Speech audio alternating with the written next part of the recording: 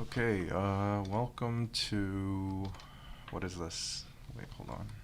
I'll post the doc link in the chat. Week 12, week 13, something. I'll share my screen.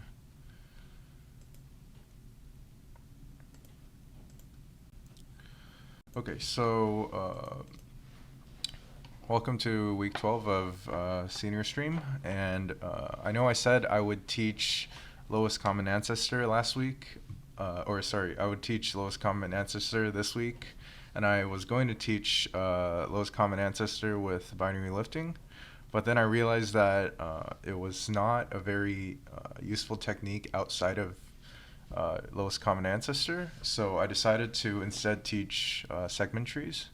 And actually, prior to what Gordon just said, I actually did not know we were taking a 2-week break. So yeah, it's good that we're going to be teaching segment trees before the contest and before CCC.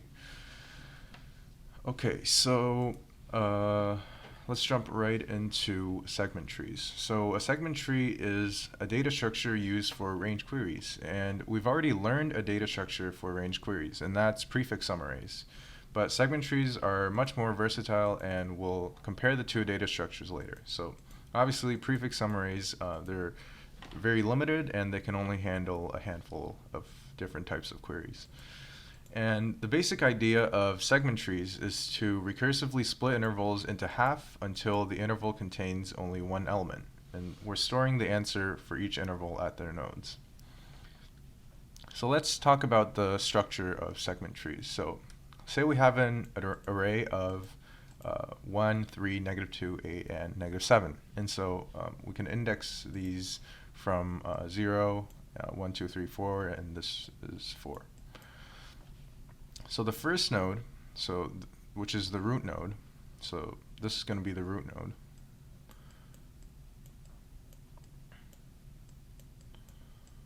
That's going to contain this entire interval here. So the entire interval of 1, 3, -2, 8, -7. And so that's going to, this first node is going to represent the answer for this node, for this entire interval.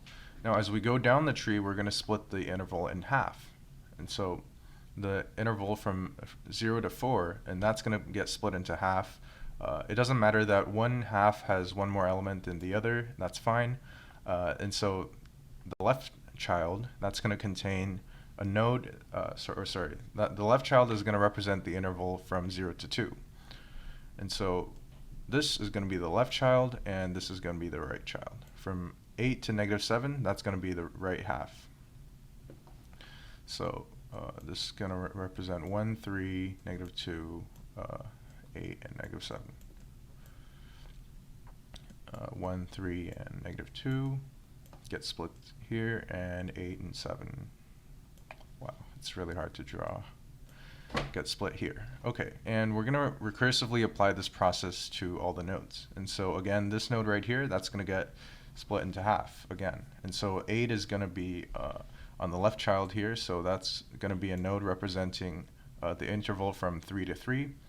And on the right side, that's going to be an interval representing the indices from 4 to 4. And so that's going to be it for these nodes. And that's because these nodes, they only represent an interval of length 1. You can't split this node into half again because it only has one element, right? Or this should be a -7. Okay, and for this node, again, we're going to split it into 2 halves. So I'm going to split it right down the middle, and one side is going to have one more if your interval is odd length, but that's okay. And so this is going to contain 1, 3, this is going to represent 1, 3, and this is going to represent -2. And this is going to be a node with representing an interval of only length 1, and so that's just going to be one element, and that stops there. But this element, or this node, can be split further, and we split it further again, and that's going to represent 1, and that's going to represent 3. And as we come up from the node, we notice that, say we wanted the sum, we wanted a query for the sum, and we wanted each node to represent interval, and we want it to store the sum of the interval. Now, how can we do this as we come back up? We notice that if this interval is split into half into this and this, if we just combine the answers for these two, we're going to get the answer for this. So 1 plus 3, that's going to give the sum of 4. And 4 plus -2, which is the value of this node, that's going to give us 2. And from this side, 8 plus -7, that's going to give us 1. And 2 plus 1 is going to give us the sum of 3. And so that's the structure of the segment tree. So let's talk about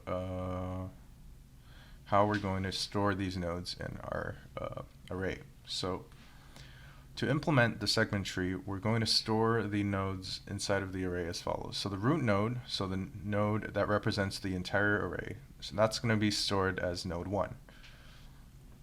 The left child of a node is stored at index v times 2, and the right child of a node is stored at index v times 2 plus 1, where v is the index of the current node. So let's label these nodes according to what we just said. So the root node is going to have index 1. So it's going to be stored in index 1. And if we go to the left child here, it's going to be stored at 1 times 2, that's 2. And going to the right child, that's going to be 1 times 2 plus 1, that's 3. And similarly, 2 times 2 is 4, 2 times 2 plus 1, 5, 3 times 2 is 6, and 3 times 2 plus 1 is 7, 4 times 2 is 8, and 4 times 2 plus 1 is 9. And that's exactly how we're going to index our nodes. And you notice that these will never overlap. Okay. So two nodes will not coincide at the same index, and the tree is filled layer by layer in the pattern of 1, 2, 4, 8. So you have a node here, and it gets split into half. So on this layer, there's one node. On this layer, there are 2 nodes. On this layer, there are 4 nodes. And if each of these gets split into again, there would be 8 nodes, right? So it's filled layer by layer, and each layer contains a power of 2 until the bottom layer there. And so if you add up the amount of nodes in each layer, we know that our array should have size around 4 times n to make sure we can fit in all the nodes in the array. So for more advanced versions of segment trees, we would make actual like node classes and structs to store information about each node. So, but for range sum queries or range minimum or range maximum queries, an integer is fine. So in a node that we would store in a class or a struct, maybe you would store lazy flags if you're doing lazy propagation. You could also store the left and right indices inside of the node itself, so you wouldn't have to pass it in as parameters. That's also possible, but for the purposes of just simple point update range add, that's not necessary. So let's talk more specifically about how we're going to derive an algorithm for building the tree. So let's say we had an array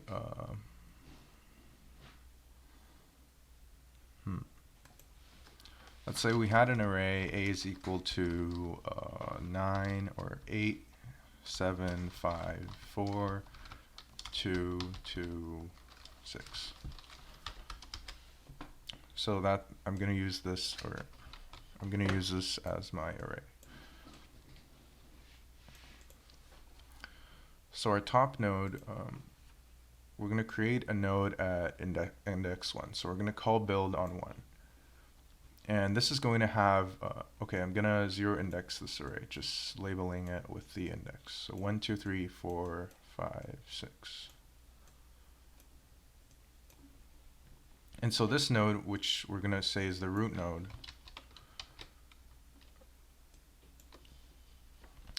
this is going to be stored node 1. And the interval it represents is going to be 0, 6. It's going to represent this entire interval of the array. And as we go down to the left child, remember that we split it into half. So this is going to be 0, 3. So 2 stored in 0, 3. And going to the right, we're going to go to 3. And this is going to contain the other half, right? So it was this half, and now we want the other half. So this half is going to contain 4, 6, or represent 4, 6.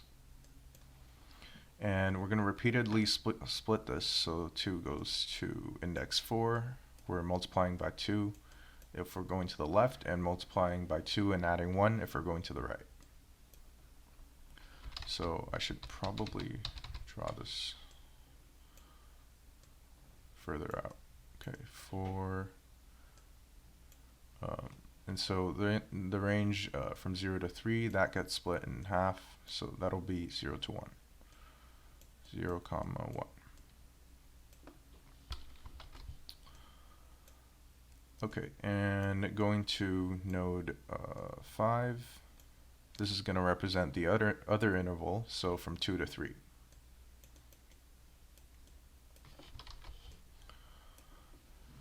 And this is all done recursively, so we're going to repeat this process until we reach this. So going to the left again, we multiply by 2, so we're going to get 8. And notice that if we split up the interval 0, 1 again, we're just going to get 0 on the left side, and multiply by 2, add 1, we get 9. And that's going to get us the index 1. And you notice that these are just one elements, right? So this is just one element, this is just one element, and we're not going to be able to split this further. And that's our base case. That's when we're going to stop. And I'm not going to waste time doing all the other ones. I think I'll finish this one. So 5 goes to 5 times 2 equals 10, and it goes to, wow, okay. This goes to 10, which stores the index or the range 2 to 2, or I really should label them 0, 0, but I just, yeah. And this should be 1, 1.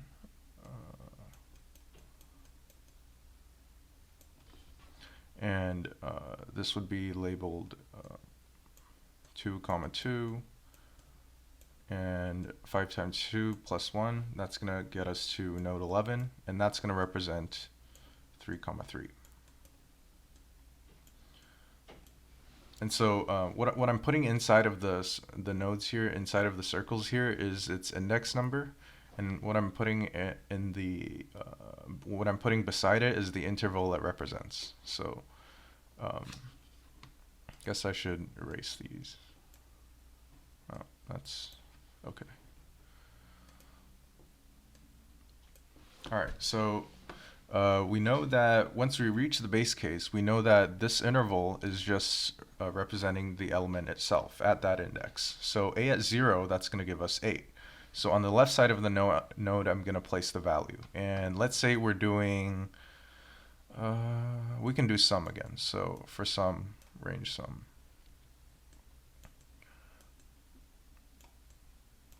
So let's put just the 8 here to represent that this node has value of 8, or the sum of 8. And this node here, it represents the interval from 1 to 1. We know immediately that that's a at 1 equals 7. So the node here, the value of the node here is 7. For 10, that's 2, so that's 5. And for 3 here, then that's 4. Right, so the leaf nodes, they only represent intervals of length 1, and we can immediately determine that value right here. Now as we come back up the tree after the recursion, we can combine the results of its children. So for node 4, which is the range from 0 to 1, we can combine the intervals 0, 0 and 1, 1. So 8 plus 7, that'll give us 15. And similar process, 5 to 4, that'll give us 9. And then 15 plus 9, 24. And you know that if we just keep doing this and it comes back up, we're going to get a value for node 3 as well. And combining those two nodes will get the node 1 value as well. And so you can see how we go down first. We go down until we reach a point where the interval represents an interval of length 1. And by that, we immediately determine the value, and then we come back up. And when we come back up, then any node has at most 2 children, so it's going to combine the values of the 2 children, and it's going to come up again to update its parent node. And so this is the recursive process we'll implement in our build function.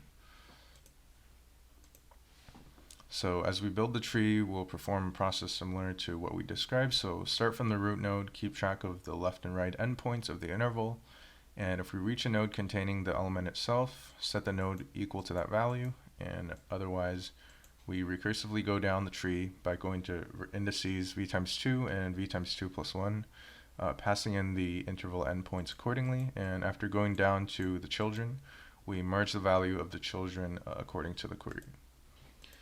And since we have at most 4 times n nodes in the entire tree, then that means that our time complexity is O of n. So the time complexity of building the tree is linear. So let's go, never mind. Let's go and actually implement the build function. So for reference, I'll use this problem here, which is just a template problem with point, add, range, sum. So this problem says you're given an integer sequence a0 to a(n minus 1). So that's a 0 index sequence with length n, and it wants you to process q queries in order. So 0px, that's going to mean that they want you to add x onto a of p. So the array at index p, add x to that. 1 LR, then that means it wants you to perform the range sum query on the interval from L to R. I think, yeah, so it's inclusive at L and exclusive at R, but we won't worry about the exclusive part. We can just subtract from, subtract from R when we need to. Okay, so I think I already have the input pasted in, and actually, what I'm gonna do is I'm gonna take this input and put it right here as well. So 8754226 875 Okay, so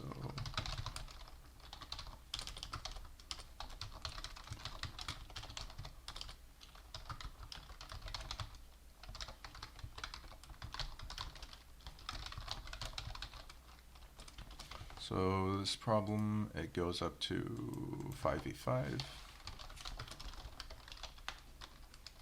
And always check for integer overflow. So this goes up to 10 to the power of 9, and it has a lot of queries, and it wants range sum.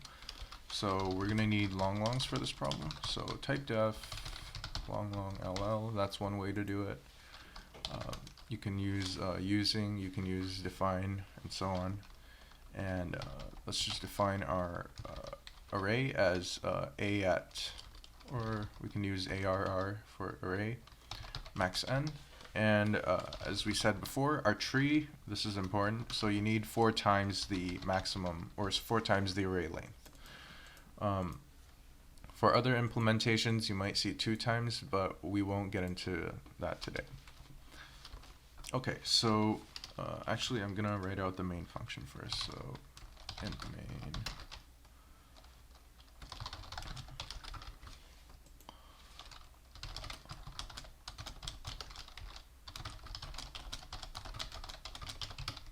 Loop through from 0 to n minus 1 and take in array at I. Okay, and after we take in the input, remember to actually build your tree. So call the build function.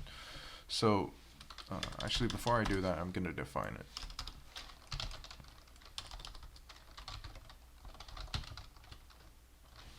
So our build needs three parameters. So first we're going to need the index of the node in the tree. So that's going to pass in, and we'll call that variable integer v. And it also needs the left endpoint and the right endpoint. And so this is something, these three arguments are going to be passed in to all of our functions, just to keep track of its index and the left endpoint and the right endpoint that the node represents. Now our base case. We know that if the left endpoint and the right endpoint coincide, then we know that this interval has length 1. It contains only the element from A at L, or sorry, only the element A at L. And we can just say tree at V is equal to A at L and return. So that's the base case. Otherwise, let's define a midpoint M, and that will set equal to be the midpoint of between L and R. And so you might remember this from doing binary search. We had to find a midpoint and split the interval based on the midpoint like that.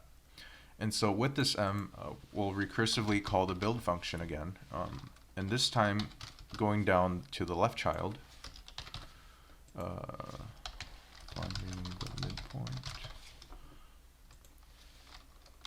and going down to the left child, that we're going to store at v times 2, as we said. And now our interval is cut in half, but the left endpoint stays the same, and instead of going all the way to the right endpoint, it goes to the midpoint.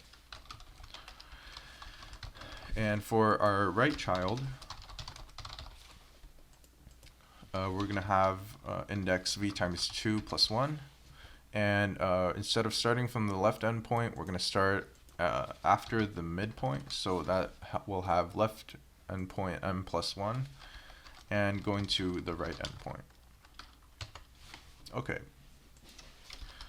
So let's try to remember what we did. We went down the tree and we got to the interval here, and while keeping track of all the interval endpoints, left and right endpoints, and the indices. All that's left is to use these values and update the node that is above, or update the parents. So when the parents go down and they recursively build this, or they recursively go down to their children, after they come up, we can use the values stored in the child nodes to update the tree at that parent, right? So for this, I'm actually going to make a merge function. So int merge int A, int B, and since we're doing range sum, we'll say return A plus B. And so for general purposes, you don't really have to do this. I just wanted to show the merge process inside of a function. And if we wanted to change the purpose of the segment tree, it would be easier for us. So say tree at V is equal to merge tree at V plus V times 2 and tree at V times 2 plus 1. Okay, and that should be it for the build function.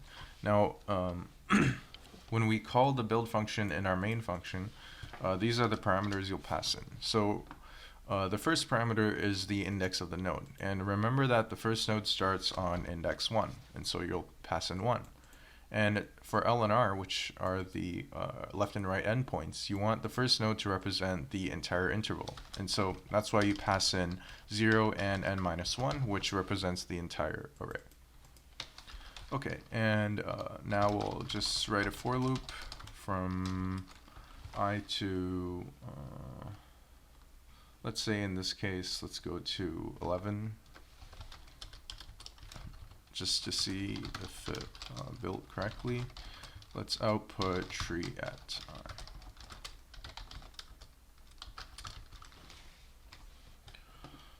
I.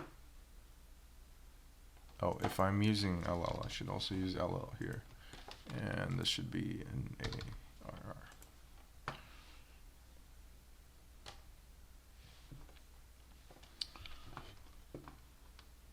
Okay, so let's look at the values we calculated before. So for node 0, I should not have started at node 0 because that doesn't store anything. So that's, actually I'm gonna say cout node I.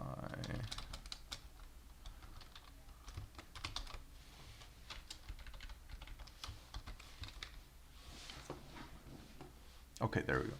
So for node 2, the value should be 24, and that's exactly it. And for node 3 and 4, 10 and 15.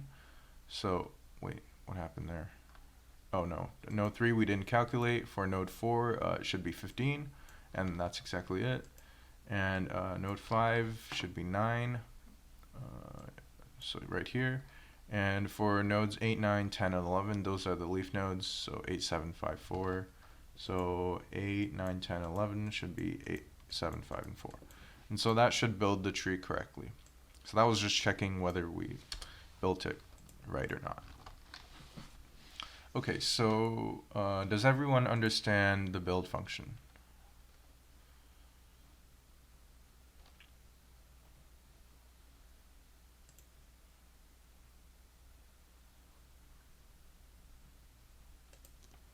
Okay, no questions. Okay. So let's move on to querying the tree. So how can we query the tree using this structure?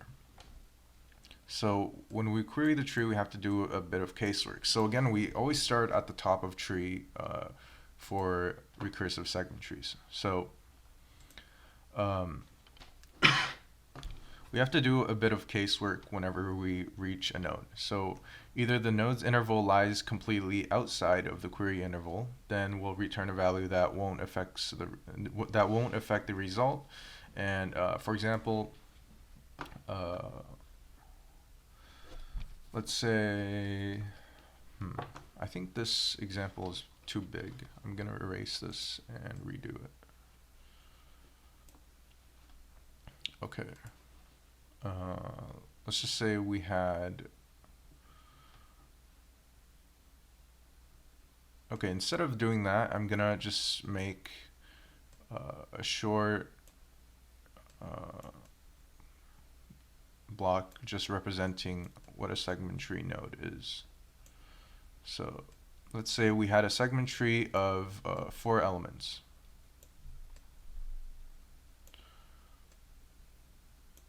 So this element is node 1, so this is 1, and I'll write it inside. And this will be the left child of 1, so that's node 2, that's node 3, and this should be node 4, node 5, node 6, and node 7. So for this segment tree here, I drew the blocks this way because 1 represents the entire array, right? And 2 represents the left half, and 3 represents the right half, and 4 represents the leaf node that stores the element 1, element 2, element 3, element 4, or rather 0, 1, 2, 3 if it's 0 index. And if we query for the interval here, then when we go to node 1, we'll see that this interval has parts, or sorry, this node 1 has parts that are outside of this interval. And there are cases where this node is completely inside of this interval. So for example, if our query interval is from these two nodes, so this part of the array, we'll see that 5 is completely inside, 4 is completely outside, and 2 is partially inside. And so these are the 3 cases that can occur when you reach a node. So if the node's interval lies completely outside, then we're going to treat that node, or we're going to treat the call as if it never happened. So if it's querying for sum, we'll return 0. So then anything added to 0 will just not change. And if the interval lies completely inside of the query interval, then we can return the value of the node. So for example, in this case, if we reach node 5, then we can just return the value of node 5 back. And if the node's interval partially overlaps with a query interval, then go down the left and right children recursively and merge what is returned. So let's use this example to query the tree for this range. So we go to node 1. Well, it's not completely outside because it's got parts that are inside of this range right here. Actually, I can keep this.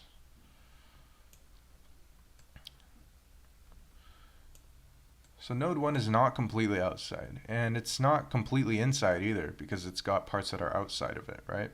And so this is the case that is case 3, so it partially overlaps. So we have to go down to node 2 and node 3.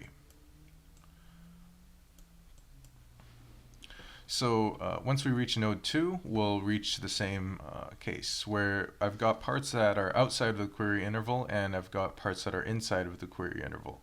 Now I'll have to split again. So again, this is case 3. Now when I reach node 4, it's completely outside, right? So it's just going to return a value that won't affect the result.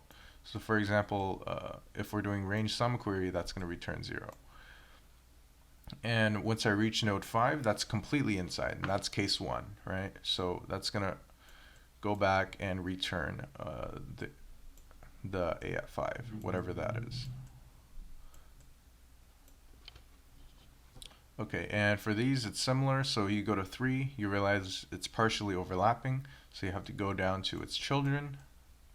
And eventually, these children will split up into either completely inside, like the 6, and the 5, or it'll be completely outside like the 7. So this should return something that won't affect the result. And after this returns and 3 now has a value from the call, and this is going to return to 1, this is going to return to 1, and we're going to get our result from this call. Okay, so let's go ahead and actually implement querying the tree.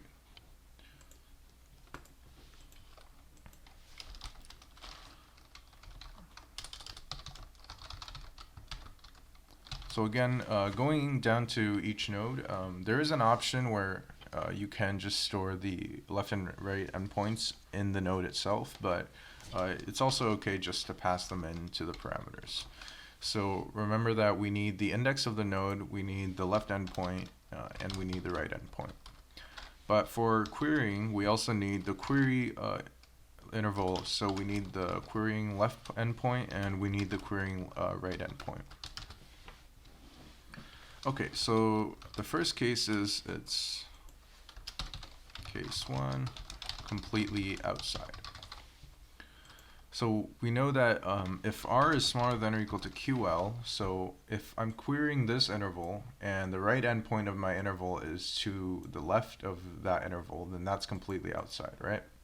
And so that's the logic here. So if r is outside of ql and l is greater than qr, so the logic here is if you're querying the range here, and my interval is, or the interval the node represents is right here, where the left endpoint is to the right of your right endpoint, then that means that's also not inside, right? That's completely outside. And in this case, we're going to return 0. Now we'll do case 2. So it's completely inside. So what'll be our if statement here? If we have a query interval of this and our node is something like this, the condition it has to satisfy is if the left endpoint is inside of the left endpoint of the query, so let's call this QL, QR, and call this L, call this R. And we know that QL has to be completely to the left of L, and R has to be, or QR has to be completely to the right of R.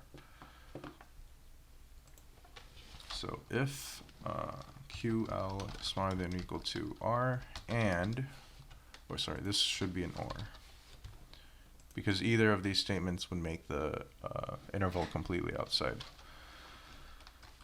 And R is smaller than or equal to QR, then we know that it's completely inside. So in this case, we would just return a tree at B. So case 3, otherwise it has to be, I spelled something wrong there. Otherwise it has to be partially inside. So in this case, again, we're going to find the midpoint between L and R. So L plus R over 2.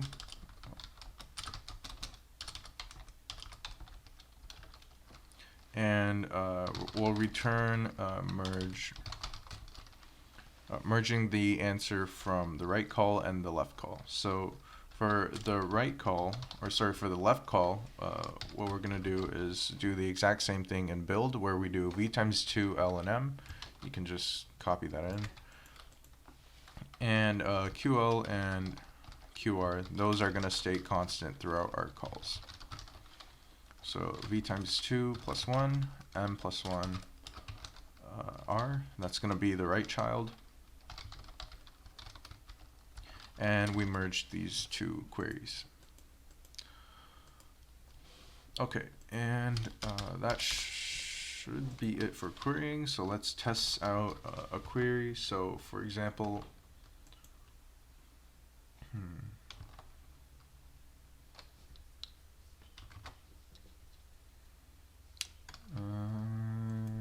yeah, sure, let's query this. So let's make a query from, okay, so 1, 0. Let's query from index 1 to index 4. So 1, 1, 4. Oh, wait, this is one index. Or no.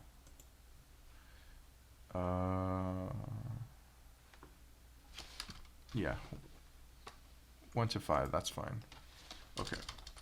So while key minus minus, if, or I'm gonna define operation and A, B as my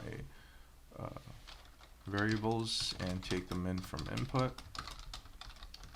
And I'm basing the input format off of this problem that we talked about. So when it says 1 LR, it wants you to print answer that is the sum of L to R inclusive. Or sorry, L inclusive and R exclusive. So if op is equal to 1, so instead of making it, or instead of modifying our functions, we can just modify the variables themselves. So I'm just going to do b minus equals 1, and that way we can do an inclusive query. Let's see out query 1, 0, and minus 1. These three parameters won't change. You'll need the index of the first node, you'll need the left endpoint and the right endpoint. And A, B. Now, obviously we haven't done the updates yet, so don't worry about the case at the top here, just the case at the bottom. Okay, so it says from 1 to 4, it should be 7 plus 5, which is 12, plus 4 is 16, plus 2 is 18. So that gave us the right answer for the queries. So does anyone have questions for the querying function?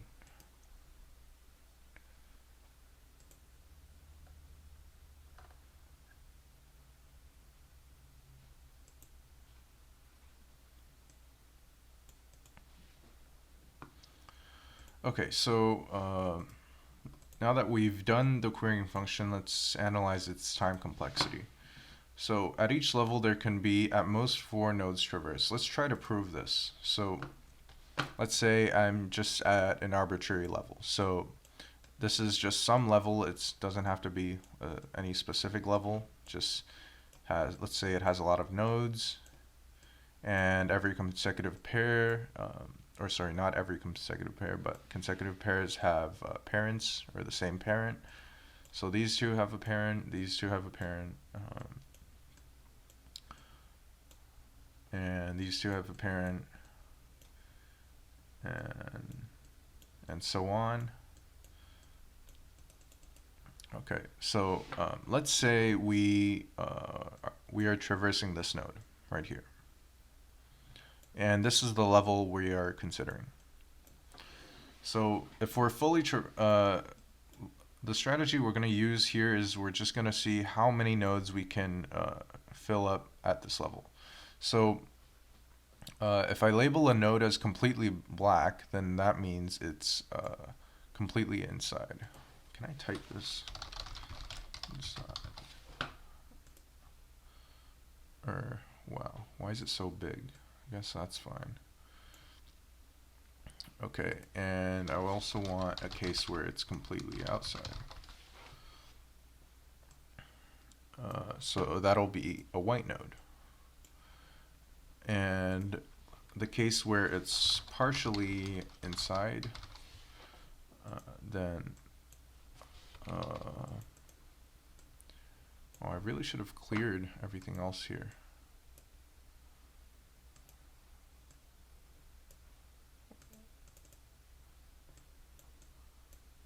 Okay.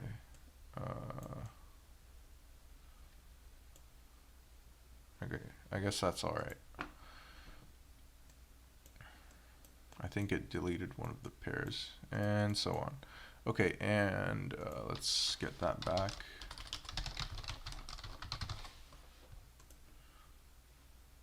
So if I fill it completely blank like this, then it's completely outside, and partially inside, I'm gonna fill it like this. Either like this, representing some prefix is inside and some suffix is outside, or I'll fill it like this, where some suffix is inside but some prefix is outside. So I actually don't like this drawing. Okay, there we go. And let me try to move this part. All right. So we're gonna see how many nodes we can add on to just one level. So remember that our queries have to be contiguous intervals, right? It has to be a continuous interval that is not broken up in between. So let's say this node is completely inside of the interval. Now we know that if this node is also completely inside of the interval, then that means both of these nodes are completely inside. Then this could never happen, because then this node, which is the parent node of both of them, would be completely inside, and this would have already returned, right? If it's completely inside, if we check our function here, completely inside, that would just return tree at v. That would never go down to its children again. So we know that this node can't be completely filled like this. It has to be at most just partially inside. So it has to be just traverse, but not completely inside.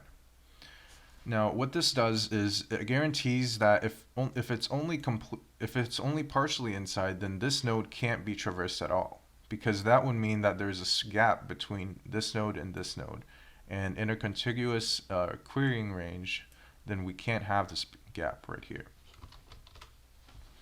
So if this node was even partially filled, then that means that there's something here that this node represents, and there's something here, but that is completely covered. There's something here that's completely covered, but something here, this white part, that is not. And so we can't have a case where you have a partially filled here and something to the left of it. Okay, and this node can be completely covered, can be completely inside, because these two nodes don't share a parent. And then we go to this node, it's completely symmetrical to this case, where if both nodes are completely inside, then this parent would be completely inside. Then this parent would have never reached these two nodes. It would go back up. And so this node can't be completely inside, and therefore it's only partially inside. And this node can't be used, and this node can't be used. If it's used, then these two are contradicted. And so we can see that we can traverse at most 4 nodes on this level, and we can't have a 5th node anywhere. And that's relying on the fact that our interval, our querying interval is continuous. And so at most, we will have 4 nodes traverse at each level. And there are log n levels, and so the time complexity is O of 4 times log n, which is O of log n. And that'll be it for querying the tree. Does anyone have any questions?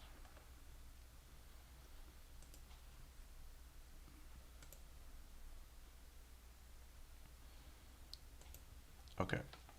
So let's go to the last function, which is updating the tree. So for updates, we have two pieces of information. So the position of the element being updated and the new value. So the function looks something like this. If we can reach a node that contains the one element, then that means we're reaching the node at the position and we're going to update the element. Otherwise, we're going to go down the left half if the position lies in the left half of the interval, and we're going to go down the right half of the interval if the position lies in the right half of the interval. And afterwards, once we go down the children to update the values in the tree, then we're going to merge the values of the children according to the query. Yeah, query type, I should say. Okay, so let's try to visualize this.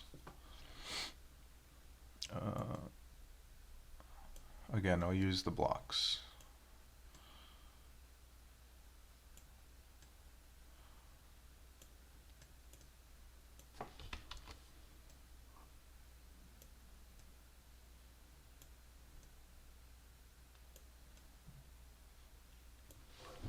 So let's say I wanted to update the third element here with a new element. So I go down from the first node, and this is node 1, 2, 3, 4, 5, 6, 7. So I want to update the node at this index here, or sorry, the element at this index. So I come down to node 1, and we look at the position here. So let me draw a straight line here. So splitting this node in half, where does this position lie on? Well, it lies in the right half, so that's where we're going to go. We're going to go down the right half. Now splitting this 3 in half, or splitting node 3 in half, we realize it's on the left side of 3, so it goes down to the left child. And once we reach the element that is the element itself, then we know that we reach the position. So it's going to go left, or it's going to go left if it's on the left side or on the left half of the interval, and it's going to go right if it's on the right half. So the update function is pretty simple.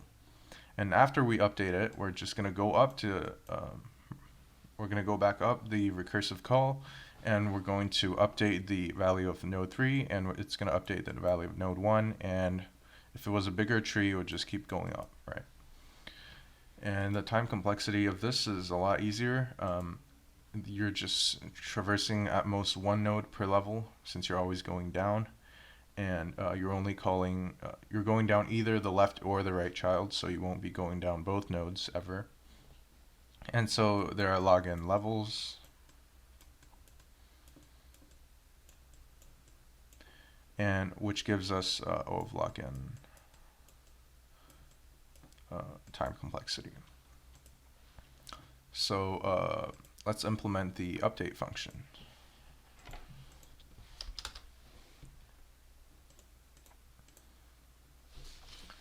So void update. So again, these parameters of int v, int l, int r, so the index, the left endpoint, the right endpoint of the node, that won't change throughout our calls.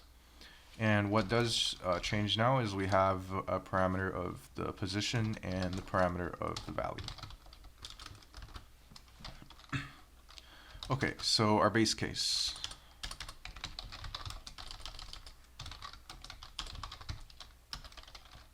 If the element is, or if the node represents the element itself, and it represents an interval of length 1, in other words, then L is equal to R, and then we're going to update the tree. So tree at V is equal to, we're actually, in this case, we're going to increment this position by value.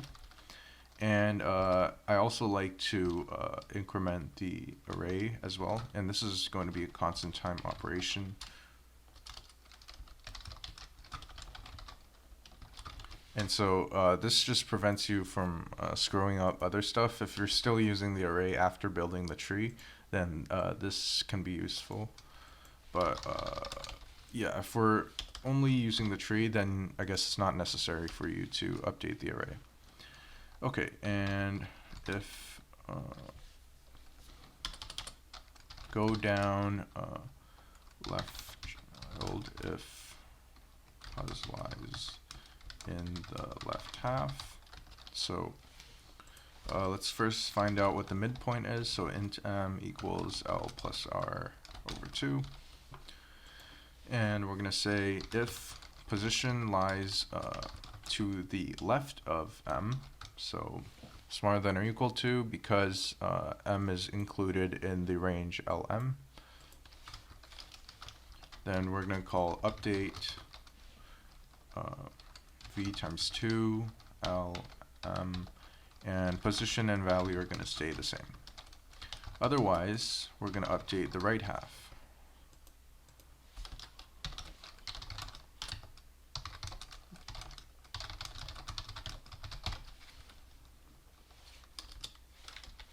So that's going to have v times 2 plus 1, m plus 1, r, and position and value are going to stay the same.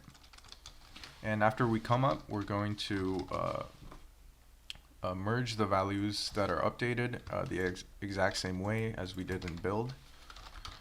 And that'll be it for our update function. So let's implement that now. If op is equal to 0, then update 1, 0, n minus 1, and ab.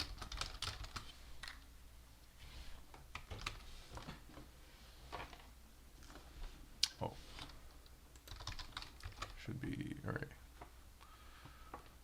Okay, so that was it for the update function. Does anyone have any questions?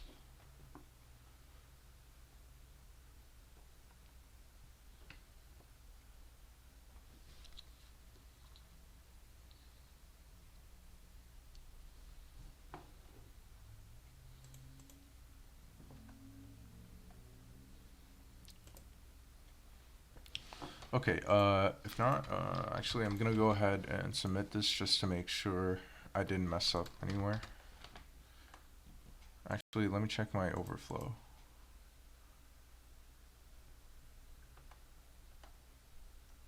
Should be okay. I'll submit it.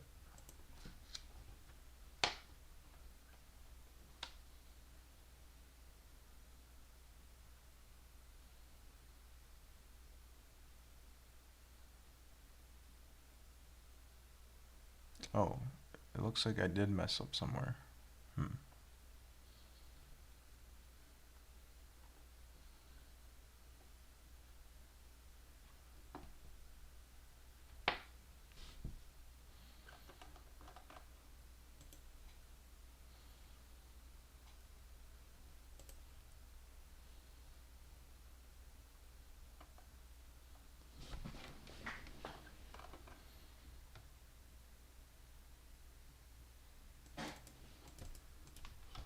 Okay, these parameters should be long first of all, and the value passed in also make that long as well. Let's see if that was the problem.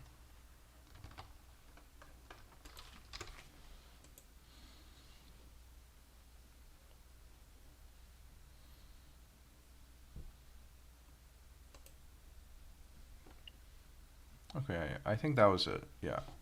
So always remember to check for integer overflow when you're doing the problems. Sometimes it's not the logic of the code itself, it's just the data type overflowed. Okay, and that should be it for point add range sum. Now, what if they wanted you to calculate range minimum queries? Now, this change from range sum to range minimum is actually very easy to implement. So I'm going to try to use this exact same code just to do this problem as well. Where should I put this? Okay, sure. Okay, so this problem asks to update the value at position k to u, so it's going to be a modification update instead of an increment update. So if the operation is 1, then we're going to pass in a, b, and instead of incrementing, this asks for modification. So it's going to be equal to instead of plus equals. That'll be the first change. And the second change is it's going to be inclusive intervals. So this line is removed.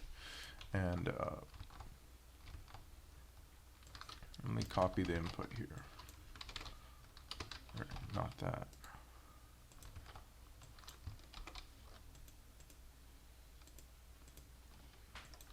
And the expected output 213. Okay, so now we want the range minimum. So instead of a plus b, we're returning minimum between a and b. And instead of returning 0, where is it? Oh, here. Instead of returning 0 as the useless value, obviously if you return 0 among some list of positive integers, you're going to mess it up. Because the minimum will be set to 0, you just want to pass in a very large integer that won't affect it. So let's see if I forgot something here. N and Q, and then okay, and it wants you to 1 index. That's fine. For 1 indexing, all you have to do change the input format, change the indices here, so you can just pass in 1, 1n instead of 0 to n minus 1.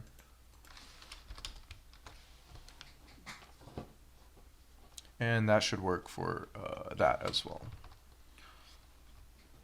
Actually, maybe I'll submit this. I haven't yet, but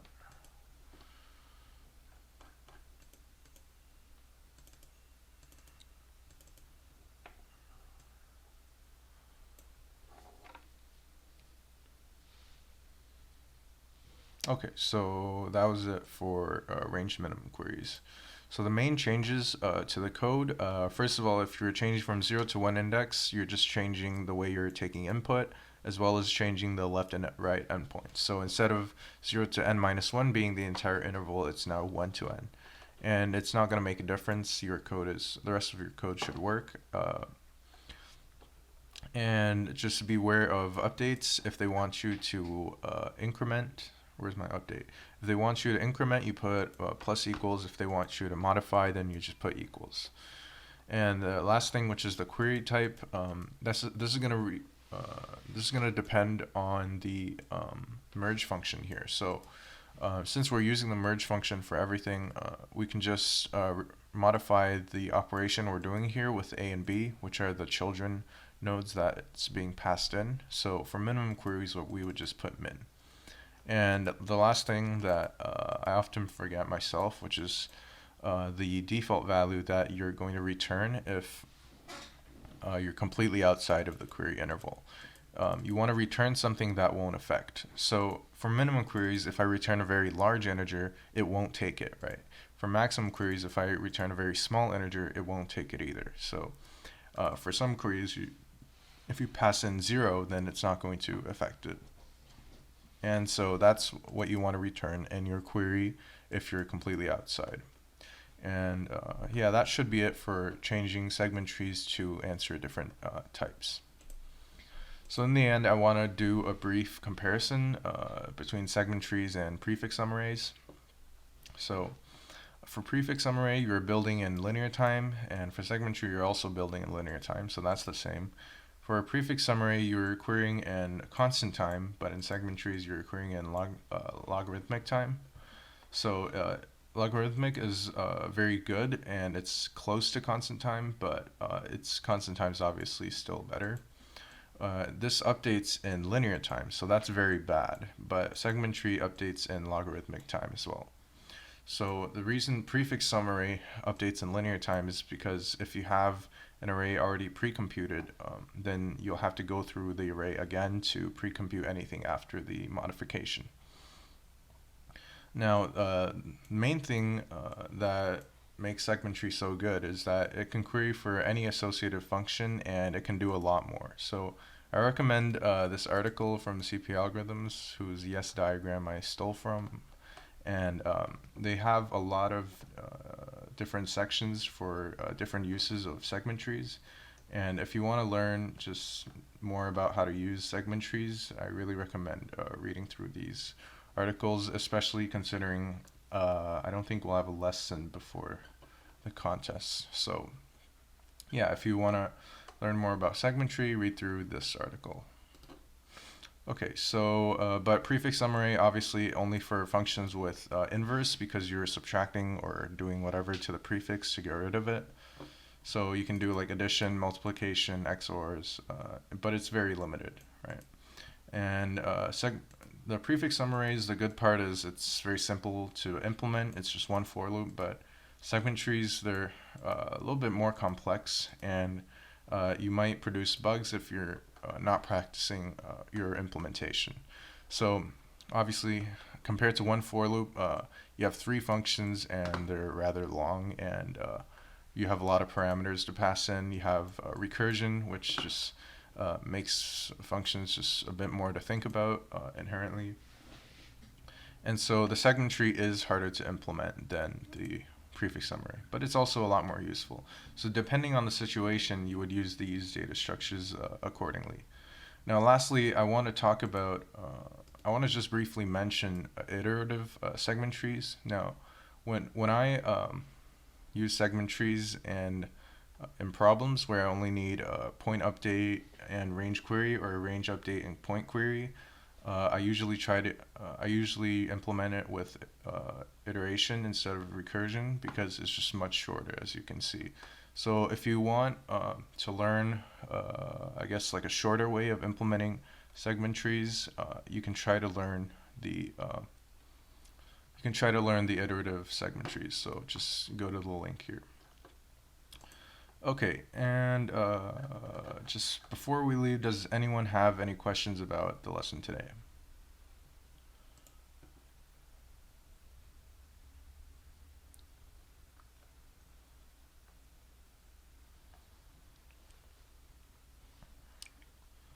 Okay, if not, I'm gonna end this lesson here. If you have any questions during our break, feel free to reach out, and have a good week.